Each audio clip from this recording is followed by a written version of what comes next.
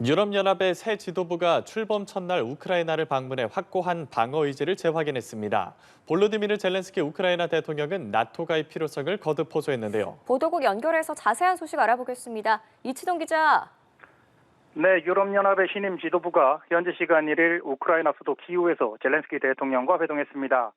안토니오 코스타 EU 정상회의 상임의장과 카야 칼라스 외교안보 고위 대표 등이 취임 첫날 우크라이나를 전격 방문한 겁니다.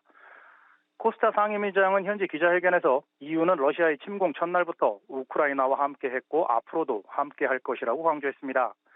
우크라이나가 스스로 방어할 수 있도록 EU의 지원을 확대하는 방안이 논의된 것으로 전해졌는데요.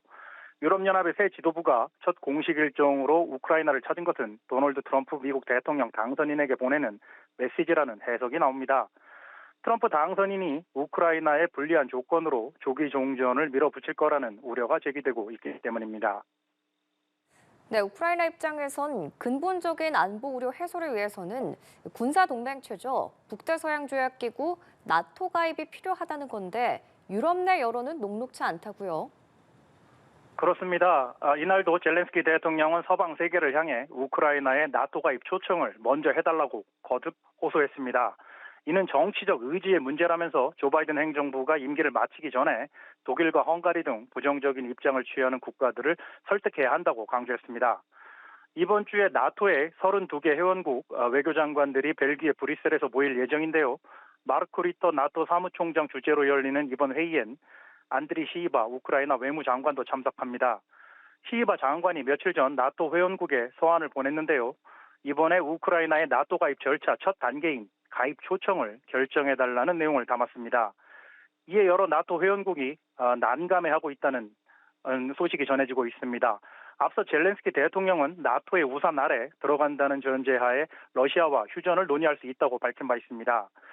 이 경우 일단 러시아군이 점령 중인 우크라이나 영토는 나토의 집단 방어 대상에서 제외할 수 있다고 덧붙였습니다. 이런 가운데 유럽연합의 외교장관 격인 외교안보 고위 대표가 파병론을 공개적으로 언급해서 배경과 의도에 관심이 쏠리고 있죠. 칼라스 대표가 키이우로 향하는 야간 열차 내 기자들과 질의응답에서 한 언급인데요. 어떤 옵션도 배제돼서는 안 된다고 생각한다면서 이 문제에 대해선 전략적 모호성을 유지할 필요성이 있다고 설명했습니다. 특히 사견임을 전제로 우크라이나와 러시아 간 휴전 협상 체결 시 유럽 차원에서 일종의 평화 유지군을 보내야 한다고 주장했습니다. 그간 금기시 돼온 유럽의 파병론을 외교안보소장이 공개적으로 제기해 눈길을 끌었는데요. 올해 초에 에마뉘엘 마크롱 프랑스 대통령이 우크라이나 파병론을 제기했지만 당시엔 별다른 호응을 얻지 못했습니다. 하지만 최근 북한의 파병과 트럼프 전 대통령의 대선 승리로 파병론이 다시 고개를 들고 있는 겁니다. 문제는 블라디미르 푸틴 러시아 대통령이 우크라이나의 나토 가입이나 유럽의 파병을 용인할 가능성이 크지는 않다는 겁니다.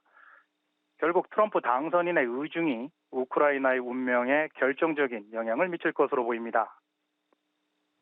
네, 러시아의 반발도 예상되는데 러시아가 내년도 국방 예산을 역대 최대로 편성하면서 공세를 늦추지 않겠다는 의지를 밝혔네요. 네, 푸틴 대통령이 무려 32.5%가 국방비에 할당된 내년도 예산안에 서명했습니다. 금액으로는 13조 5천억 루블, 우리 돈으로는 192조 원 상당으로 복지와 교육 부문을 합한 것보다 많습니다.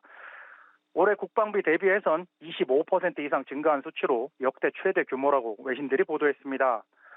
앞서 젤렌스키 우크라이나 대통령도 예산의 60%를 국방 안보 분야에 배정하는 정부 계획을 승인했습니다. 이에 따라 우크라이나는 2025년에 총 예산 121조 원 가운데 약 75조 원을 국방 분야에 쓸 예정입니다. 지금까지 보도국에서 전해드렸습니다.